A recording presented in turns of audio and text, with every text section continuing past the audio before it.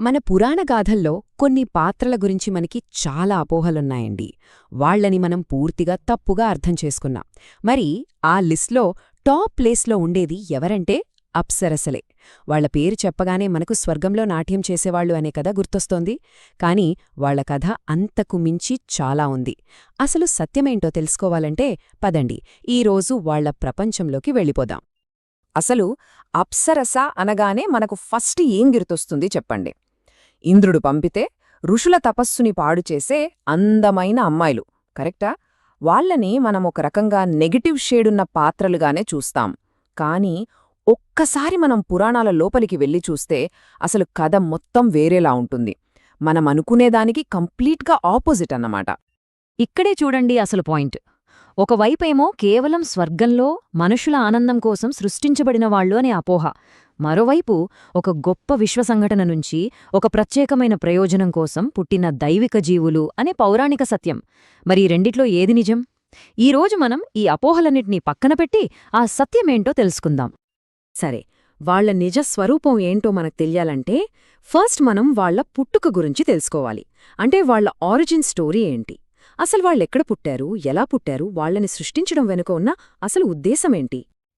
అసలు రహస్యమంతా వాళ్ల పేరులోనే దాగియుందండి. అప్సరా. ఈ పదాన్ని విడదీసి చూస్తే అప్ అంటే నీరు, సరా అంటే కదలిక, అంటే నీటిలో కదిలేది అని అర్థం.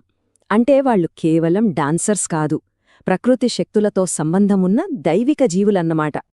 అంటే అప్సరసల పుట్టుక ఏదో అనుకోకుండా జరిగింది కాదనమాట, అదొక పెద్ద కాస్మిక్ ఈవెంట్.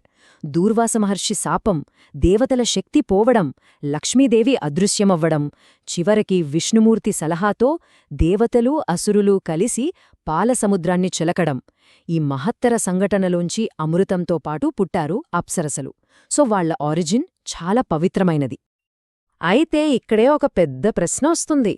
ఇంత గొప్పగా పుట్టిన అప్సరసలను ఇంద్రుడు కేవలం ఋషుల తపస్సును పాడు చేయడానికి ఎందుకు వాడుకున్నాడు? ఇది చాలామందికొచ్చే డౌట్. ఇంక వాళ్లని తప్పుగా అర్థం చేసుకోవడానికి కారణం కూడా ఇదే. దీన్ని మనం ఇంద్రుడి పాయింట్ ఆఫ్ వ్యూ నుండి చూడాలి. ఎవరో ఒక ఋషి కఠోరమైన తపస్సు చేసి విపరీతమైన శక్తులు సంపాదించాడు అనుకుందాం.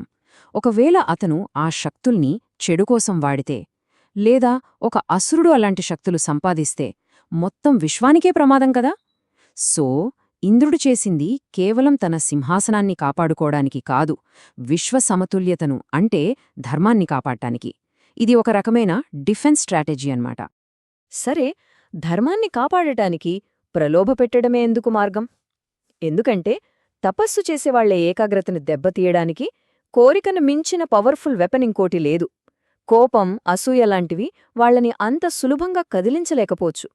కాని శారీరక వాంఛ అనేది చాలా బేసిక్ హ్యూమన్ వీక్నెస్. దాన్ని టార్గెట్ చేస్తే ఎంతటి వాడైనా తపస్సు నుండి పక్కకు తప్పుకునే అవకాశం ఉంటుంది.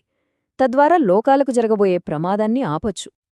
మన ఆలోచనలకి వాళ్ల ఆలోచనలకి ఉన్న తేడాని మహాభారతంలో ఊర్వశి చాలా స్పష్టంగా చెప్పింది.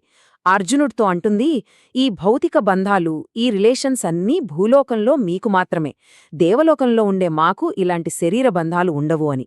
అంటే మనం చూసే దృష్టితో వాళ్ల పనుల్ని జడ్జ్ చెయ్యలేం. వాళ్లు చేసేది ఒక డ్యూటీ అంతే, దానికి వ్యక్తిగత ఫీలింగ్స్ ఉండవు. ఇప్పుడు చూద్దాం, వాళ్ల పాత్ర కేవలం ఋషుల తపస్సులను భంగం చేయడానికేనా? అస్సలు కాదు. అది వాళ్ల డ్యూటీలో ఒక చిన్న పార్ట్ మాత్రమే.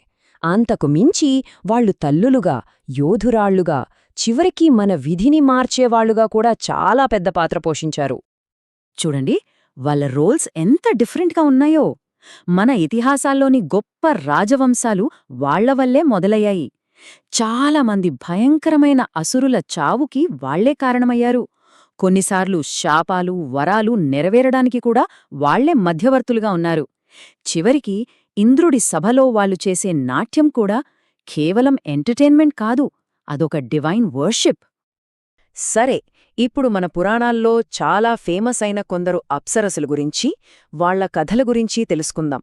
అప్పుడు వాళ్ల ప్రభావం ఎంత గొప్పదో మనకు ఇంకా బాగా అర్థమవుతుంది.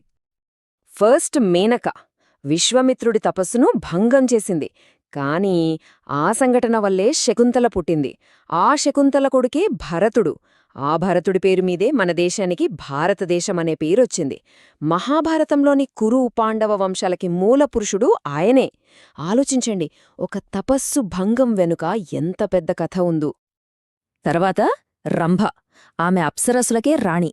రావణుడు ఆమెను బలాత్కరించినప్పుడు నలకూబరుడు రావణుడికొక శాపమిస్తాడు.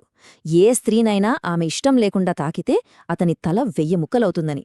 ఆ శాపం వల్లే రావణుడు అశోకవనంలో సీతను తాకలేకపోయాడు. అంటే ఒక అప్సరసుకు జరిగిన అన్యాయం చివరికి సీతమ్మకు రక్షణ కవచంగా నిలిచింది. ఇక తిలోత్తమ కథ అయితే ఇంకా స్పెషల్. ఆమెని విశ్వకర్మ ప్రత్యేకంగా తయారుచేశాడు. ఎందుకంటే సుందుడు, ఉపసుందుడు అనే 2 రాక్షసుల్ని చంపడానికి. వాళ్ళిద్దరూ ఎవ్వరివల్లా చావులేకుండా వరం పొందారు.